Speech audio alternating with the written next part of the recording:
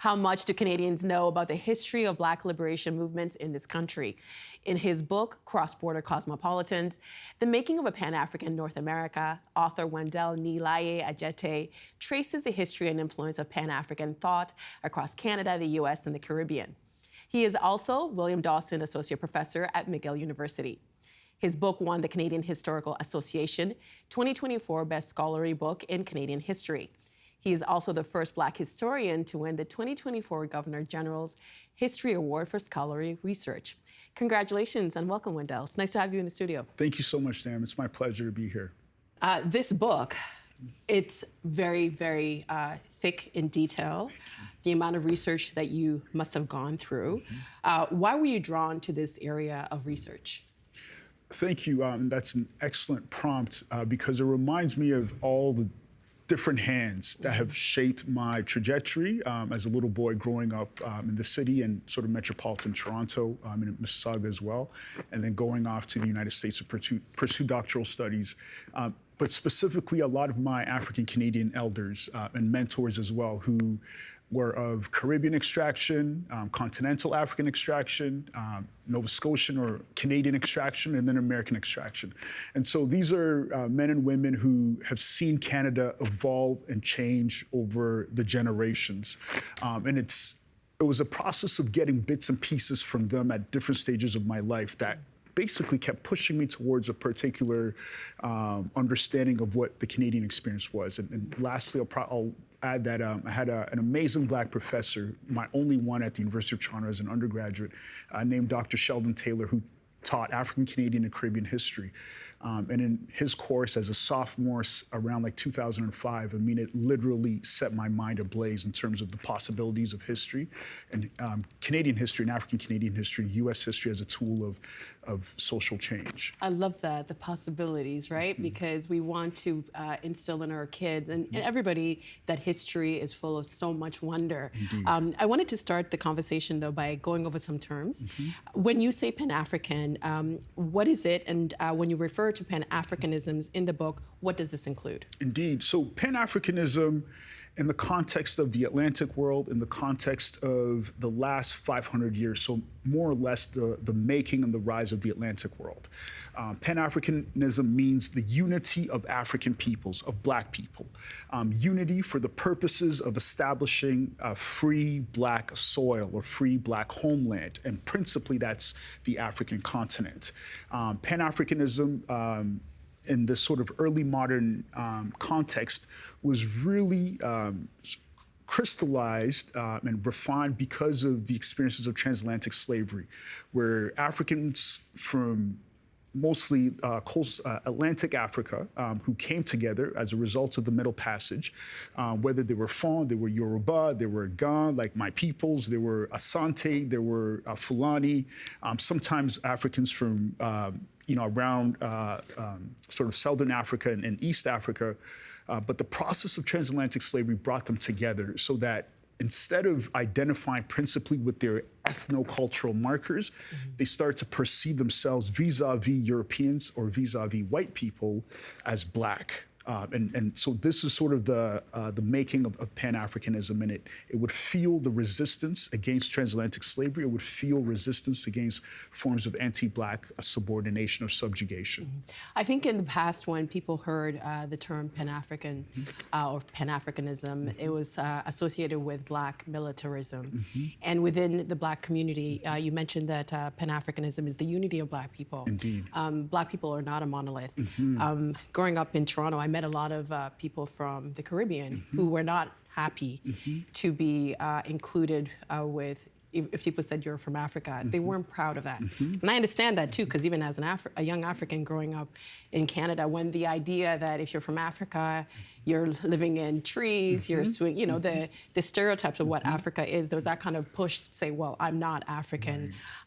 So within that context, what would the community for Pan-Africanism then be?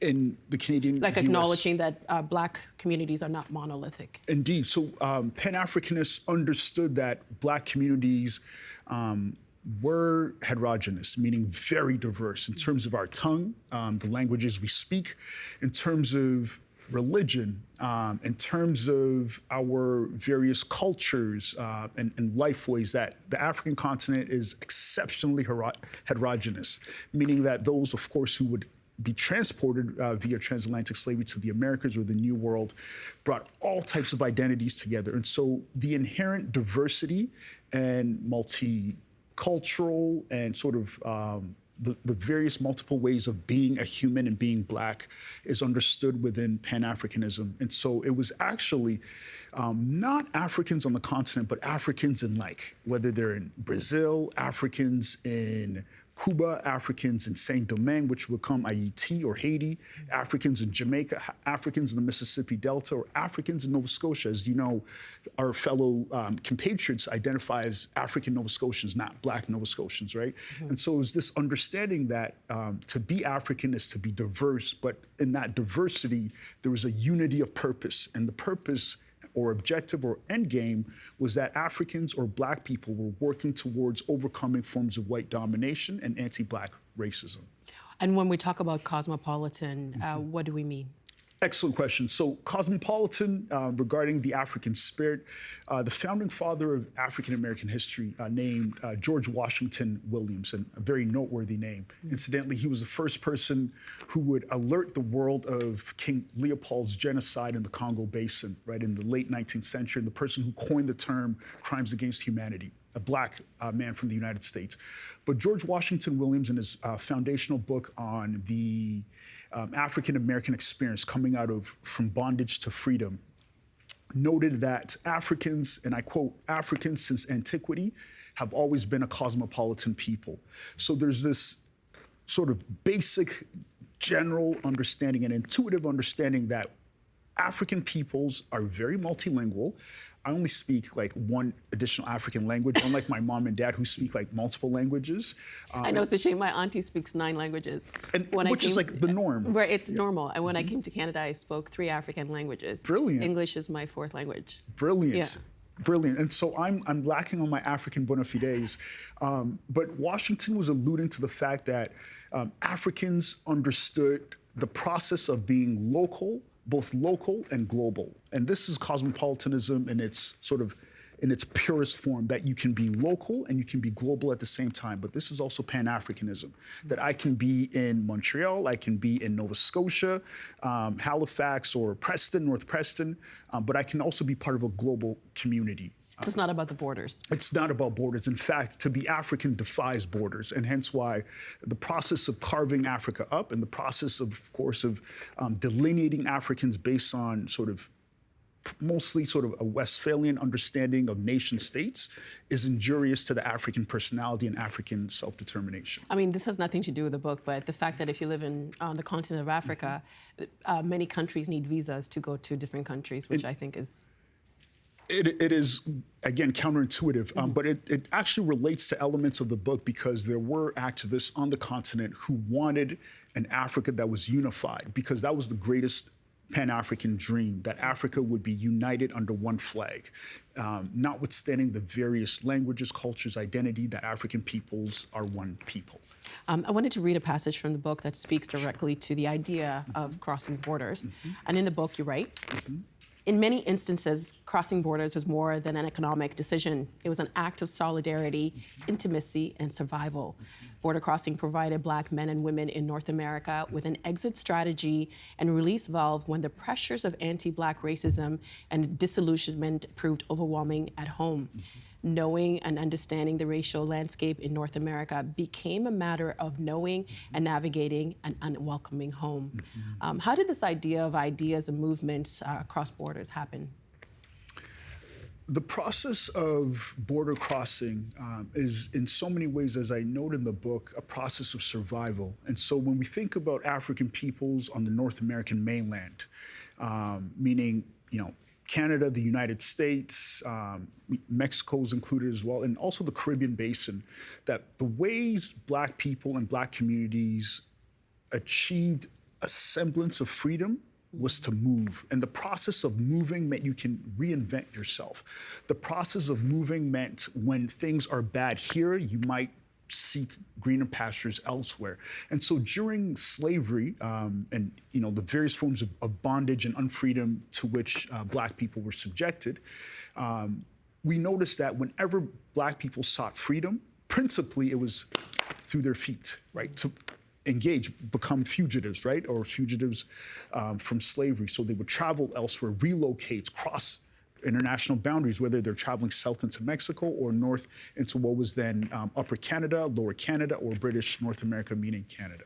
When you think about that journey, how terrifying it must have been, but I guess it must have been more terrifying to stay where you were as opposed to trying to cross a border. Indeed, and we're talking about peoples who had very limited options. But the process of seeking to move and relocate was in so many ways a recurring theme of Black freedom. You have so many great stories in this book of so many figures that we don't really know about and the contributions that they've given to Canadian history.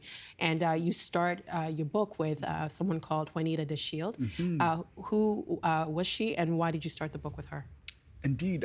So Juanita DeShield, or Dr. DeShield, she obtained a doctorate and worked as a psychologist for many years before retiring. So she was an African Canadian in the Montreal community, from the Montreal community, born circa 1913, the first African Canadian woman graduate of McGill College. She was in her late teens, early 20s, and I'm being very serious, a leading anti-fascist activist. So imagine this young woman who's very much cosmopolitan in all the ways we think about cosmopolitanism, understanding the ways of the world, understanding the troubles of militarism, understanding the troubles of fascism, understanding the troubles of European imperialism.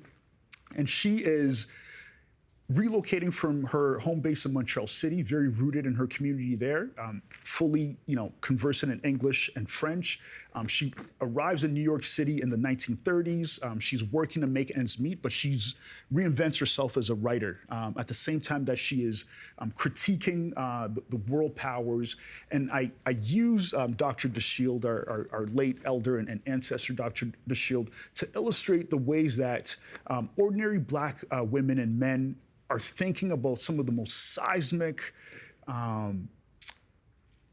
disruptive forces of the day, well before we would see sort of Nazi Germany and its allies try to take over Europe and the world. But that, Black people, Black women are critiquing these ideas, and it speaks a particular ethic because she was inculcated in a Garveyite household, a household that believed in pan-Africanism. Marcus Garvey? Marcus Mosiah Garvey, indeed. And that Africans and Black people should work together, notwithstanding borders. And Dr. DeShield is very much a product of that world. And also, too, from the other people that you write about in the book, she kind of had that sensitivity to injustice, as you write about somebody else, Roosevelt Douglas, and the audacious way that he actually ended up in Canada by just calling up the Prime Minister? Literally. Can you tell us his story? Indeed. So Roosevelt Douglas was born on the island of Dominica in the Eastern Caribbean. He had applied to attend undergraduate studies in Canada in the early 1960s. And Douglas, like some Caribbean students, African Caribbean students at the time, was unsuccessful in obtaining a visa to enter Canada. And so he, being very audacious and literally not thinking that he was bound by anything or anyone, picked up the phone and asked the international operator for Prime Minister Diefenbaker's office.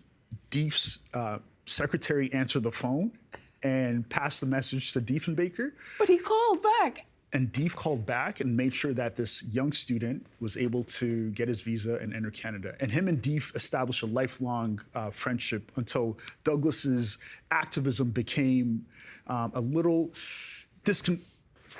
discomforting for Diefenbaker because Diefenbaker was a progressive conservative. Yeah. Which is interesting because I think it leads us into the next conversation, which is this paradox.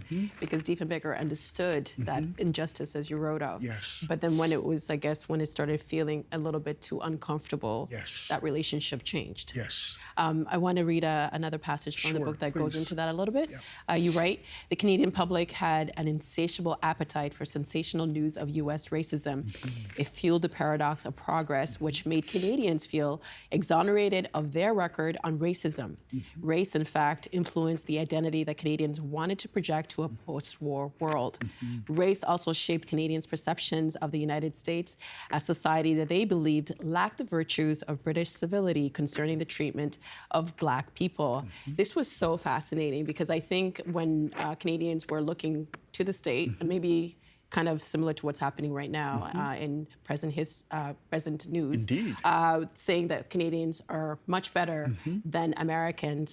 So can you elaborate on this paradox of progress in Canada? Indeed. And so I would say one of the main factors that helped me distill this idea of a paradox of progress was certainly having grown up in Canada, but also living in the United States for 7 years over the course of my doctoral training, and being in sort of the heartland of the empire, right? And understanding U.S. society, not from without, but from within. And understanding the ways that Canadians and Canadian society and Canadian institutions are able to accrue moral authority vis-a-vis the United States, how the United States is in some ways hamstrung because of its own shortcomings at home and overseas.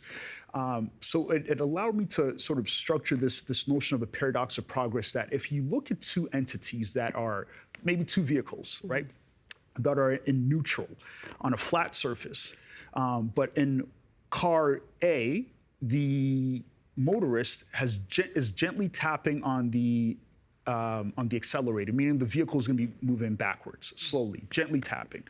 And in car B, the motorist sits there, but does not tap on the accelerator. Within a matter of seconds, minutes, and even an hour or so, invariably, you'll see a major chasm between car A and B, even though they start off roughly at the same place as settler colonial societies. But we will see the United States as being so much more regressive and Canada as being so much more progressive. And this is the paradox of progress, that Canada really, truly never had to do much because Canada has this, through the blessing or the curse of geography, Canada is affixed at the hip to the United States. The United States, as we know, with its gory images of lynchings and just redemptive violence, especially where Black peoples are concerned, and sometimes Indigenous peoples and other groups. The U.S. and as an empire looks that much more foreboding, whereas Canada appears more civil. Canada appears tamer. Canada appears circumspect and sometimes even more introspective. And so the paradox of progress is that by virtue of our proximity to a really problematic society, Canada simply looks better, and that, in so many ways, obfuscates the forms of anti-Black racism in Canada, anti-Asian racism, anti-Jewish racism, and absolutely anti-Indigenous racism. That all these forces are very much present in Canada, but the spectacle of violence and dispossession and hate are so much more profound in the United States, and so therefore we think that Canada is just inherently virtuous. You have an example of a gentleman by the name of Jimmy Wilson, and I won't spoil it for people to read the book, but I think that really demonstrates this paradox of progress. You've mentioned, we've talked a little bit about how Canadians, we seem to have like a rosy picture of our history, especially when we do compare it to the United States, but there's a lot that the book goes into that kind of says that's actually not accurate or factual. So can you tell us a little bit about what happened at Sir George William University in Montreal? Sure. Concordia University, which was formerly known as Sir George Williams University, in the 1960s, and my friend and colleague David Austin has written about this in a very thorough way.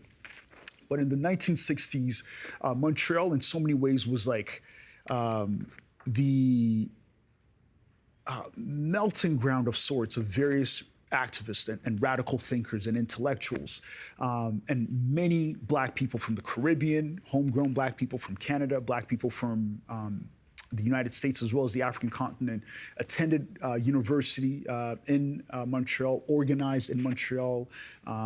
And because of this coming together of all these forces, and including forms of Quebecois nationalism as well, homegrown nationalism as well, Montreal became a radical site of activism. And so at Sir George Williams University, given the influx of Black students in the city, which was very frightening to a lot of residents of the city and sort of the ruling class, some Black students, 6 of whom, in fact, had identified that their biology professor, they alleged that he had marked them in a racist manner, was consistently giving them bad grades. And so this issue of students protesting unfair treatment generated sort of a broader movement of sorts, because there was so much anti-Black racism in the society, in the city, in the province, in the country at large, in this sort of decolonizing moment, that it triggered a student protest and an occupation in January 1969, which was infiltrated by members of law enforcement, especially at the RCMP, Federal Police. And this infiltration of this student peaceful, law-abiding protest turned into a riot of sorts, sort of a violent protest. But it was because agent provocateurs or agent provocateurs had instigated a conflict among the students, and an unknown assailant had set a fire, which triggered this massive disruption. And so this incident in 1969 would really destabilize Canadian society in terms of how members of the ruling class, politicians, business elites, the security apparatus perceived that Black people and Black people's presence posed an existential threat to the Dominion, to Canada. Is that when Rosie's and Diefenbaker's relationship changed, or is that? Yes, yeah. That was in fact sort of the watershed moment where Diefenbaker had, in so many ways, and I think this is the proper verb, had been grooming Roosevelt Douglas to become the first Black MP in the country, and he would have ran in a riding in Nova Scotia, in Halifax. And Roosevelt Douglas had all the skills and the charm and charisma to pursue that objective and to carry the flag of the Progressive Conservatives. And he was like a card-carrying member. But at this particular moment, Douglas understood that his elder, his mentor, his political patron, didn't fully understand the issues that Black people experience in this country. And I must say, for the record, as a historian who believes in the power of nuance and balance, Diefenbaker, although he still doesn't receive his due, is probably literally one of the most effective and greatest prime ministers in this country in terms of understanding what he did to improve the rights of Black people, to defend the interests of Japanese Canadians, and certainly of Indigenous peoples. But he doesn't get that sort of credit because he is seen as being conservative. Yeah, he pushed back on a lot of those policies. Indeed. We have about 5 minutes left. Sure. But some of the book read like scenes from Jason Bourne, because I was like, what? That's incredible. Your stories about the CIA. Yes. You also had some shocking details in the book about the RCMP collaborating on counterinsurgency with the FBI. Indeed. Can you tell us more about this cross-border intelligence system? Why was this happening? Indeed. So coming out of the 1950s and the 1960s with the civil rights movement or the freedom struggle in the United States, and the ways that there was cross-pollination between that and what was happening in Canada, but also with connections in the Caribbean and the African continent, as a time when African peoples are resisting the forces of imperialism, colonialism, capitalism, militarism, you name it. And so in around 1956, the FBI, the federal police in the United States, and not just the FBI, but sort of the broader national security apparatus in the U.S., created this initiative called the counterintelligence program.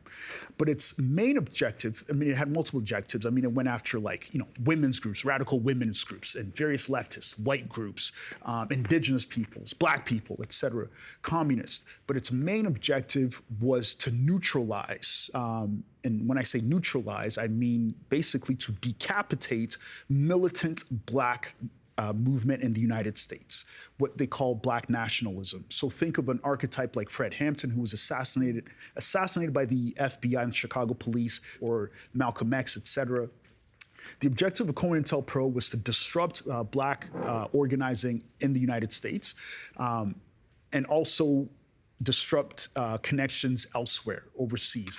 And so given Canada's national security apparatus's own anxieties about black people who were not taking up arms against the Canadian government or Canadian institutions, black people were simply marching, protesting, resisting that we don't want to live in a racist society. We want the rights afforded to all Canadians. This created a great deal of anxiety, a great deal of paranoia that was unbeknownst to even the Prime Minister, who was Pierre Elliott Trudeau at the time. The Minister of the Solicitor General, who oversaw the RCMP, he didn't know at the time, but the brass within the security service coordinated with the FBI, with their counterparts, through the Department of External Relations and Department of State, to bring an African-American FBI operative to Canada because they couldn't find a black person to betray the community here, to infiltrate black community spaces, to provide and specifically to